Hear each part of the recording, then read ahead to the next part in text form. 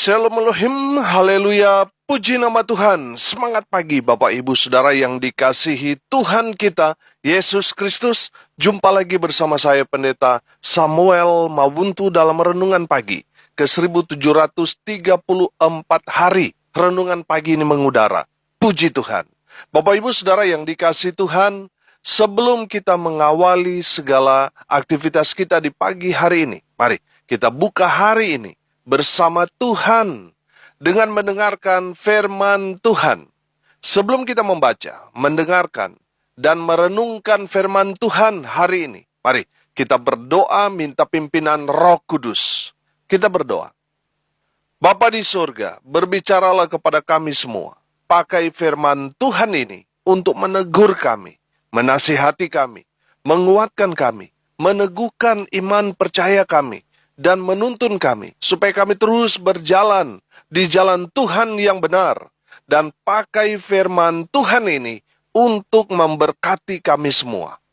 Di dalam nama Tuhan Yesus, yang adalah firman Allah yang hidup, kami berdoa. Amin. Haleluya. Bapak Ibu Saudara yang dikasihi Tuhan, bersama dengan saya kita akan belajar Alkitab dari kitab Kejadian sampai kitab Wahyu. Dan sekarang ini, kita sudah ada di kitab Keluaran pasal 32, ayat 1 sampai ayat 12. Di bawah perikop, anak lembu emas. Demikian firman Tuhan.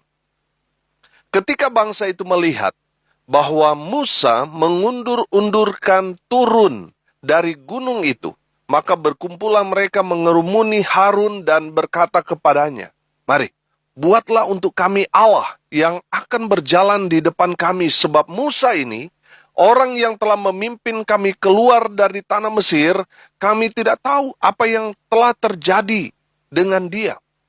Lalu berkatalah Harun kepada mereka, "Tanggalkanlah anting-anting emas yang ada pada telinga istrimu, anakmu laki-laki, dan perempuan, dan bawalah semuanya kepadaku." Lalu seluruh bangsa itu menanggalkan anting-anting emas yang ada pada telinga mereka dan membawanya kepada Harun. Diterimanya itu dari tangan mereka, dibentuknya dengan pahat, dan dibuatnyalah daripadanya anak lembu tuangan. Kemudian berkatalah mereka, "Hai Israel, inilah Allahmu yang telah menuntun engkau keluar dari tanah Mesir." Ketika Harun melihat itu, didirikannyalah mezbah di depan anak lembu itu. Berserulah Harun, katanya, "Besok hari raya bagi Tuhan." Dan keesokan harinya pagi-pagi maka mereka mempersembahkan korban bakaran dan korban keselamatan. Sesudah itu duduklah bangsa itu untuk makan dan minum. Kemudian bangunlah mereka dan bersukaria. Berfirmanlah Tuhan kepada Musa, "Pergilah, turunlah, sebab bangsamu yang kau pimpin keluar dari tanah Mesir telah rusak lakunya. Segera juga mereka menyimpang dari jalan yang kuperintahkan kepada mereka. Mereka telah membuat anak lembu tuangan, dan kepadanya mereka sujud menyembah dan mempersembahkan korban, sambil berkata, 'Hai Israel, inilah Allahmu yang telah menuntun engkau keluar dari tanah Mesir.' Lagi firman Tuhan kepada Musa, 'Telah kulihat bangsa ini, dan sesungguhnya mereka adalah suatu bangsa yang tegar tengkuk. Oleh sebab itu biarkanlah aku supaya murkaku bangkit terhadap mereka, dan aku akan membinasakan mereka. Tetapi engkau akan kubuat menjadi bangsa yang besar.' Lalu Musa mencoba melunakkan hati Tuhan Allahnya dengan berkata, 'Mengapakah Tuhan murkamu bangkit terhadap umatmu, yang telah kau bawa keluar dari tanah Mesir dengan kekuatan yang besar dan dengan tangan yang kuat? Mengapakah orang Mesir akan berkata, dia membawa mereka keluar dengan maksud menimpakan malapetaka kepada mereka dan membunuh mereka di gunung dan membinasakannya dari muka bumi? Berbaliklah dari murkamu yang bernyala-nyala itu dan menyesallah karena malapetaka yang hendak kau datangkan kepada umatmu.' Amin. Haleluya. Bapak Ibu Saudara yang dikasihi Tuhan, dari kebenaran firman Tuhan ini kita dapat melihat pentingnya peran pemimpin rohani dalam kehidupan umat Tuhan. Amin. Haleluya. Konteks kebenaran firman Tuhan ini ketika Musa sedang berada di Gunung Sinai untuk menerima 2 loh batu yang berisi 10 hukum Taurat. 10 hukum yang ditulis oleh tangan Allah sendiri untuk diberikan kepada umat Tuhan dengan harapan umat Tuhan dapat mengimplementasikan 10 hukum Tuhan ini dalam kehidupan mereka sehari-hari. Haleluya. Tapi kenyataannya baru saja ditinggal beberapa waktu lamanya oleh Musa. Ketika Musa menghadap Tuhan di Gunung Sinai itu, umat Tuhan seperti kuda yang lepas kandang, seperti anak ayam yang kehilangan induk. Umat Tuhan mempengaruhi Harun yang adalah imam mereka. Dan lucunya, Harun terpengaruh dengan orang banyak itu. Akhirnya mereka kompromi, saudara. Mereka membuat dalam tanda kutip Allah bagi mereka. Harun terpengaruh dengan suara mayoritas sehingga dia kompromi. Harun memerintahkan umat Tuhan untuk mengumpulkan anting-anting emas mereka, lalu kemudian dibakar dan dibuat anak lembu emas. Dan mereka menyembah anak lembu emas itu serta berkata, inilah Allah yang membawa Israel keluar dari Mesir. Saudara yang dikasihi Tuhan, umat Tuhan dipimpin oleh Imam Harun mendeklarasikan besok hari raya bagi Tuhan. Lalu mereka membawa korban-korban sesembahan, korban keselamatan di bawah kaki anak lembu sapi itu. Saudara yang dikasihi Tuhan, yang mereka sembah sebenarnya bukan Tuhan pencipta langit dan bumi. Yang mereka sapa dalam sebutan Allah Abraham, Allah Ishak, dan Allah Yakub. Tapi yang disembah umat Tuhan pada saat itu anak lembu sapi yang tidak lain adalah ciptaan atau buatan tangan mereka sendiri. Bapak Ibu Saudara yang dikasihi Tuhan, itulah bedanya. Yang kita sembah dan yang dunia sembah itu beda, saudara. Yang kita sembah adalah pencipta alam semesta ini.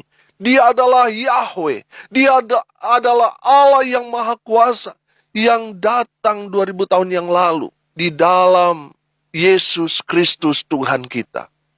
Jadi yang kita sembah adalah Tuhan Allah pencipta langit dan bumi ini di dalam Yesus Kristus Tuhan.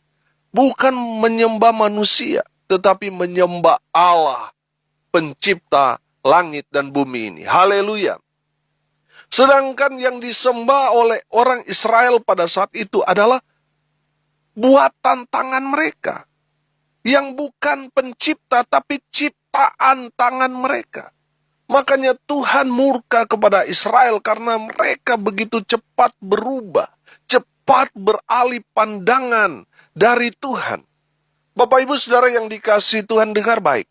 Lihat yang terjadi belakangan ini. Terulang kembali, di mana manusia lebih mengagumi atau lebih menyembah ciptaan daripada penciptanya. Kita lebih sulit dipisahkan dari teknologi, katakanlah HP. Padahal itu kan ciptaan manusia, betul? Kita lebih sulit dipisahkan dari HP kita daripada terpisah dari Tuhan, betul nggak? Orang rela terpisah dari Tuhan, buktinya mereka tidak pergi beribadah. Dan itu biasa saja, betul? Tapi ada nggak orang yang rela berpisah dari HP-nya 1 jam aja? Saya yakin tidak akan ada yang bisa. Menurut penelitian, seseorang akan pegang HP-nya itu per 30 detik. Dia hanya bisa berdiam diri, saudara, hanya 29 detik. Pas 30 detik, pasti dia akan pegang HP-nya lagi. Entah dia menghidupkan HP, hanya sekedar melihat atau membuka medsosnya. Pasti per 30 detik. Orang itu akan memegang HP dan melihat media sosial di HP-nya. Kita manusia sudah sangat tergantung pada teknologi yang tidak lain adalah ciptaan manusia. Betul? Bapak Ibu Saudara yang dikasihi Tuhan, dengar ini baik-baik. Secanggih apapun teknologi itu ciptaan buatan tangan manusia. Jangan menyembah ciptaan.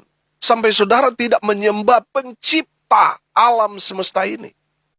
Saya yakin saudara, iblis adalah sutradara di balik semuanya ini. Iblis mau kita tidak menyembah pencipta, tapi menyembah dia yang adalah bapa segala penipu. Iblis berhasil menipu Harun dan juga umat Tuhan pada saat itu, sehingga mereka gagal fokus. Mereka tidak lagi menyembah pencipta, tapi menyembah ciptaan tangan mereka. Alhasil Tuhan murka kepada umat Tuhan. Perhatikan ayat 7 sampai ayat 10. Berfirmanlah Tuhan kepada Musa, pergilah, turunlah, sebab bangsamu yang kau pimpin keluar dari tanah Mesir telah rusak lakunya. Segera juga mereka menyimpang dari jalan yang kuperintahkan kepada mereka. Mereka telah membuat anak lembu tuangan, dan kepadanya mereka sujud menyembah dan mempersembahkan korban sambil berkata, "Hai Israel, inilah Allahmu yang telah menuntun engkau keluar dari tanah Mesir." Lagi firman Tuhan kepada Musa, telah kulihat bangsa ini, dan sesungguhnya mereka adalah suatu bangsa yang tegar tengkuk. Oleh sebab itu, biarkanlah aku supaya murkaku bangkit terhadap mereka, dan aku akan membinasakan mereka. Tetapi engkau akan kubuat menjadi bangsa yang besar. Bapak Ibu Saudara yang dikasihi Tuhan, karena umat Tuhan telah berbuat satu hal yang membuat Tuhan murka. Karena perbuatan mereka menyembah anak lembu sapi itu, yang sebenarnya itu bukan Allah, tapi mereka anggap Allah. Bahkan mereka berkata, inilah Allah yang telah membebaskan Israel dari Mesir. Ini membuat Tuhan marah, murka kepada umatnya. Puncak murka Tuhan di ayat 10. Saudara perhatikan di sana. Di mana Tuhan sudah merancangkan bahwa Tuhan akan membinasakan Israel tanpa kecuali. Tuhan sudah merencanakan akan membunuh mereka semua dan menggantikan mereka dengan keturunan yang baru, keturunan darah daging dari Musa. Bapak Ibu Saudara yang dikasihi Tuhan, dari firman Tuhan ini kita dapat melihat peran Musa sebagai pemimpin rohani Israel. Musa melunakkan hati Tuhan. Amin. Agar Tuhan tidak menimpakan malapetaka atas Israel karena perbuatan mereka yang bodoh itu. Karena perbuatan bodoh mereka, Tuhan hendak merencanakan untuk membumi hanguskan Israel, membinasakan mereka karena kebodohan mereka. Bapak Ibu Saudara yang dikasihi Tuhan, dari firman Tuhan ini kita dapat melihat peran Musa sebagai pemimpin rohani Israel. Dia melunakkan hati Tuhan agar Tuhan tidak menimpakan malapetaka atas Israel karena perbuatan bodoh mereka itu. Inilah peran penting pemimpin rohani, gembala atau pendeta. Saudara harus selalu berhubungan intim dengan Tuhan, sehingga saudara melunakkan hati Tuhan agar umat Tuhan tidak kena murka dari Tuhan karena perbuatan bodoh yang seringkali dilakukan umat Tuhan tanpa mereka sadari. Lihat ayat 11 dan ayat 12. Lalu Musa mencoba melunakkan hati Tuhan Allahnya dengan berkata, "Mengapakah Tuhan murkamu bangkit terhadap umatmu yang telah kau bawa keluar dari tanah Mesir dengan kekuatan yang besar dan dengan tangan yang kuat? Mengapakah orang Mesir akan berkata, dia membawa mereka keluar dengan maksud menimpakan malapetaka kepada mereka dan membunuh mereka di gunung dan membinasakannya dari muka bumi? Berbaliklah dari murkamu yang bernyala-nyala itu dan menyesallah karena malapetaka yang hendak kau datangkan kepada umatmu." Amin. Haleluya. Saudara yang dikasihi Tuhan, Musa sibuk membujuk Tuhan agar tidak murka pada Israel. Tapi ketika Musa turun dari Gunung Sinai, Musa mendapati bangsa Israel melakukan hal yang tidak terpuji. Mereka menyembah anak lembu emas itu, sehingga Musa marah dan melemparkan 2 loh batu itu di kaki Gunung Sinai. Bapak Ibu Saudara yang dikasihi Tuhan, lihat Musa. Ketika ada hal yang tidak benar terjadi di tengah umat Tuhan, Musa marah di depan umat Tuhan, tapi membelanya di depan Tuhan. Haleluya. Jadi Bapak Ibu Saudara yang dikasihi Tuhan, lebih baik kita ditegur, dimarah dengan keras di depan kita oleh hamba Tuhan, tapi dia membela kita di hadapan Tuhan.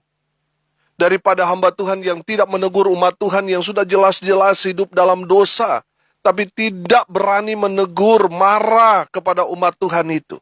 Itu berarti hamba Tuhan itu tidak jelas. Lebih baik saudara ditegur hamba Tuhan daripada Tuhan yang tegur kita. Habis kita, betul? Jadi kalau ada hamba Tuhan yang menegur saudara, jangan pindah gereja, jangan cari pendeta yang lemah lembut, yang tidak pernah menegur dosa. Saudara akan binasa. Lihat Musa, ketika dia turun dari Gunung Sinai, dia mendapati umat Tuhan lagi menyembah anak lembu emas. Apa yang dia lakukan? Dia marah. Dia menegur mereka dengan keras. Lebih baik Musa marah daripada Tuhan yang marah. Betul apa benar? Berbahagialah saudara kalau hamba Tuhan saudara menegur saudara. Segera bertobat sebelum terlambat. Saudara yang dikasihi Tuhan, kalau hamba Tuhan menegur saudara, itu tandanya dia mau saudara selamat. Kalau ada hamba Tuhan yang tidak berani menegur saudara padahal saudara sudah berbuat salah, berbuat dosa, itu hamba Tuhan abal-abal yang tidak mengasihi saudara. Yang dia kasihi hanya dompet saudara. Saudara yang dikasihi Tuhan, lebih baik kita cari hamba Tuhan yang berani menegur dosa, tapi membela kita di hadapan Tuhan, supaya tidak Tuhan murka kepada kita. Daripada yang hanya diam-diam tidak menegur, kompromi dengan dosa. Nggak jelas. Saudara yang dikasihi Tuhan, hari ini kita belajar peran sebagai hamba Tuhan di tengah jemaat. Yang pertama, hamba Tuhan harus intim dengan Tuhan. Yang kedua, hamba Tuhan harus keras menegur dosa, tidak kompromi dengan dosa. Yang ketiga, hamba Tuhan harus membela umat Tuhan di hadapan Tuhan. Mari kita berdoa.